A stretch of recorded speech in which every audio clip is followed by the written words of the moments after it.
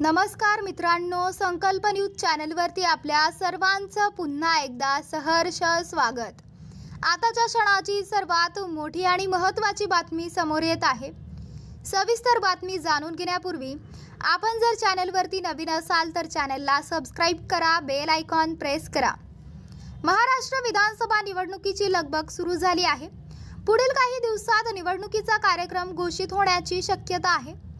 काही दिवसांपूर्वी निवडणूक आयोगाचे पथक 2 दिवस मुंबई दौऱ्यावर आले होते। या दौऱ्यात त्यांनी राज्यातील निवडणुकीच्या तयारीचा आढावा घेतला। महाराष्ट्रात 13 ऑक्टोबर नंतर विधानसभा निवडणुकीच्या कार्यक्रमाची घोषणा होईल असे बोलले जात आहे। यातच मराठा आणि ओबीसी आरक्षणाच्या मुद्द्यावरून दोन्ही समाजातील नेते आक्रमक होत असल्याचे पाहायला मिळत आहे। यावरून शरद पवार यांनी एक मार्ग सुचवला आहे। यावर ठाकरे गटाचे खासदार संजय राऊत यांनी भाष्य करताना स्पष्ट शब्दात भूमिका मांडली। प्रश्न असा आहे की आता 50% वर जाता येत नाही। 50% वर आरक्षण हवे असेल तर संसदेत कायदेशीर दुरुस्ती केली पाहिजे। काय हरकत आहे दुरुस्ती करायला?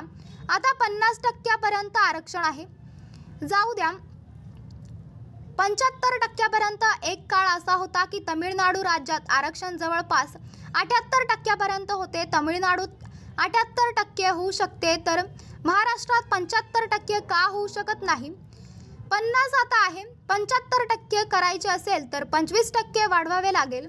25 वाढेल तर ज्यांना मिळालेलं नाही त्यांचाही विचार करता येईल। जिथे कमी आहे त्यांचाही विचार करता येईल। यात कुठलाही वाद राहणार नाही। माझे स्पष्ट मत आहे की यामध्ये केंद्र सरकारने पुढाकार घ्यावा, संसदेमध्ये दुरुस्ती आणावी। आम्ही सगळे लोक जे आमचे सदस्य खासदार असतील आम्ही त्यांच्या बाजूने मतदान करू, त्यांना साथ देऊ असे शरद पवार यांनी सांगितले। तर मित्रांनो, आपल्याला काय वाटतंय? आपली प्रतिक्रिया आम्हाला कमेंट बॉक्सच्या माध्यमातून नक्कीच कळवा आणि चॅनलला आणखीनही सबस्क्राइब केलं नसेल तर चॅनलला सबस्क्राइब करा, बेल आयकॉन प्रेस करा, जेणेकरून असेच नवनवीन व्हिडिओ व चालू राजकीय घडामोडी सर्वप्रथम आपल्याला या चॅनलवरती बघायला मिळतील। भेटूयात पुढच्या व्हिडिओस, तोपर्यंत धन्यवाद। जय महाराष्ट्र।